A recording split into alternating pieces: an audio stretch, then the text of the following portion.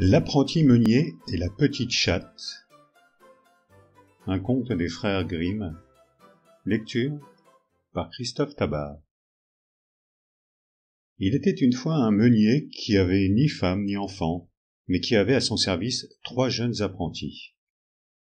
Cela faisait quelques années que les apprentis travaillaient auprès de lui, et un jour il les fit venir et leur dit : « Je suis vieux, et je veux maintenant prendre ma retraite au coin du feu.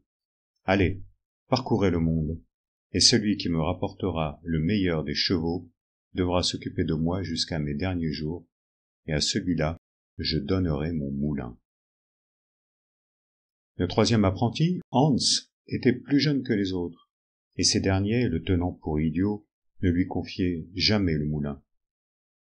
Lorsque tous 3 se furent retirés, les 2 plus vieux dirent à Hans : « Tu peux bien rester ici, jamais de toute ta vie tu ne trouveras de cheval. » Mais Hans alla quand même avec eux.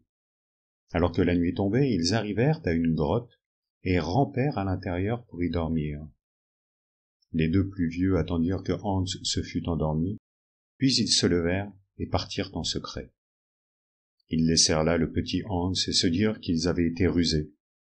Mais la suite n'allait pas se dérouler comme ils l'avaient prévu. Quand le soleil se leva, Hans se réveilla et constata qu'il n'y voyait goutte. Il regarda partout autour de lui et s'exclama : « Mon Dieu, où suis-je » Puis il rampa hors de la grotte, alla dans la forêt et se dit : « Maintenant je suis tout seul, et je me suis égaré. Comment vais-je donc faire pour trouver un cheval ?» Alors qu'il allait, comme ça, perdu dans ses pensées, il rencontra une petite chatte bigarrée. Celle-ci lui dit gentiment : « Hans, où vas-tu donc comme cela ?»« Hélas, tu ne peux pas m'aider, » répondit Hans. « Je connais ton désir, dit la chatte. Tu aimerais trouver un beau cheval. Viens avec moi et sois mon fidèle serviteur 7 années durant. Ensuite, je te donnerai un magnifique cheval, un cheval comme tu n'en as jamais vu. » C'est une chatte étonnante, pensa Hans, mais je vais tout de même la suivre pour voir si ce qu'elle dit est vrai. Ainsi la chatte multicolore l'emmena dans son palais enchanté. Là se trouvaient d'autres petits chats bruyants qui étaient ses serviteurs.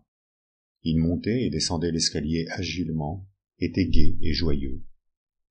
Le soir venu, lorsqu'ils s'assirent à la table, 3 des chats durent faire de la musique. L'un joua de la contrebasse, l'autre du violon. Le 3e, les joues toutes gonflées, souffla dans la trompette aussi fort qu'il le pouvait. Quand le repas fut terminé, la table fut poussée dans un coin et la chatte bigarrée dit : « Maintenant, viens, Hans, et danse avec moi. » « Non, répondit Hans, avec une chatte je ne danserai pas, cela je ne l'ai jamais fait. »« Alors, allez le coucher, dit la chatte à ses serviteurs. L'un d'eux prit une chandelle et le conduisit à sa chambre. Là, un autre serviteur lui ôta ses souliers, un autre les bas, et finalement un autre souffla la chandelle. Le lendemain matin, les serviteurs revinrent et l'aidèrent à se lever. L'un d'eux lui enfila ses bas, un autre lui mit ses jarretières, un autre le chaussa, un autre le lava, tandis qu'un autre lui nettoyait le visage avec sa queue. « Eh bien, on fait la belle vie ici, » se dit Hans, réjoui de son nouveau travail. Mais il dut travailler et fendre du bois à longueur de journée pour la chatte. Pour cela, il reçut une hache d'argent, un coin d'argent, une scie d'argent et une cognée de cuivre. Hans s'appliqua à son travail et demeura au palais enchanté. Il mangeait toujours du bon repas, mais jamais, à part la chatte bigarrée et ses serviteurs, il ne voyait quelqu'un. Un jour la chatte lui dit : « Va, fauche mon champ et mets le foin à sécher. » Aussi lui donna-t-elle une faux d'argent et une pierre à aiguiser d'or, lui ordonnant de tout rapporter en état. Hans partit et fit ce qu'elle lui avait ordonné de faire. Lorsque son travail fut terminé, il rapporta au palais la faux, la pierre à aiguiser et le foin. Et comme les 7 années étaient maintenant écoulées, il demanda à la chatte s'il n'était pas le temps de lui donner sa récompense. « Non, répondit la chatte, tu dois encore accomplir un dernier travail pour moi. Voici des matériaux d'argent. une goïne, une équerre, et tout ce qui peut être utile. Tout cela fait l'argent.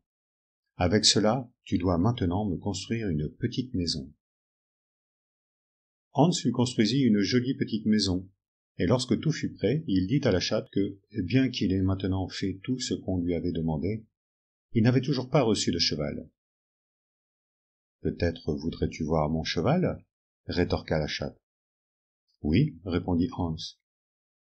Alors la chatte sortit de la maisonnette.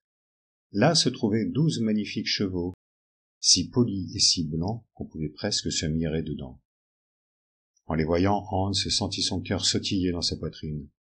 La chatte lui offrit encore un repas et lui dit « Maintenant, retourne chez toi, mais je ne te donnerai pas le cheval tout de suite. Dans 3 jours je viendrai et te l'apporterai. » Alors la chatte lui montra le chemin du retour et Hans se mit en route. Depuis 7 ans, Hans n'avait jamais reçu de nouveaux vêtements. Il dut donc retourner chez lui vêtu de ces mêmes vieilles guenilles, devenues beaucoup trop petites avec le temps. Lorsqu'il arriva au moulin, les 2 autres apprentis étaient déjà de retour. Chacun d'eux avait rapporté un cheval, mais l'un était aveugle, l'autre paralysé.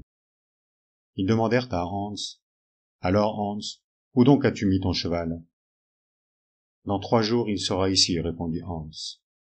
Les 2 autres apprentis s'esclaffèrent et le traitèrent d'idiot. Hans entra et alla dans la salle à manger, mais le meunier lui dit qu'il ne pouvait pas s'asseoir à la table, qu'il était trop déguenillé et qu'ils auraient honte de sa présence. Il lui donna un peu de nourriture et l'envoya manger dehors. Lorsque le soir fut venu et qu'il fut temps d'aller se coucher, les 2 autres apprentis ne voulurent pas lui donner un lit. Hans dut se faufiler dans la basse-cour et dormir sur la paille. Quand il se leva le 3e jour, un carrosse arriva tiré par un attelage de 6 chevaux. Un domestique en apportait un 7e. Celui-ci était pour Hans.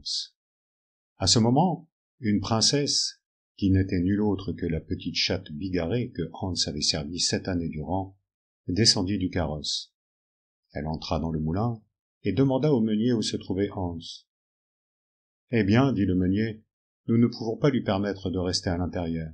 Il est si déguenillé qu'il a dû s'installer dans la basse-cour. » Alors la princesse demanda à ce qu'on aille le chercher immédiatement.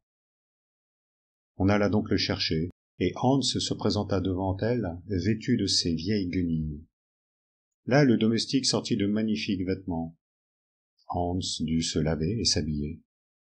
Lorsqu'il eut terminé, il ne pouvait y avoir plus beau prince que lui. Là-dessus, la princesse exigea qu'on lui fasse voir les chevaux que les autres apprentis avaient rapportés. Mais l'un était aveugle, et l'autre paralysé.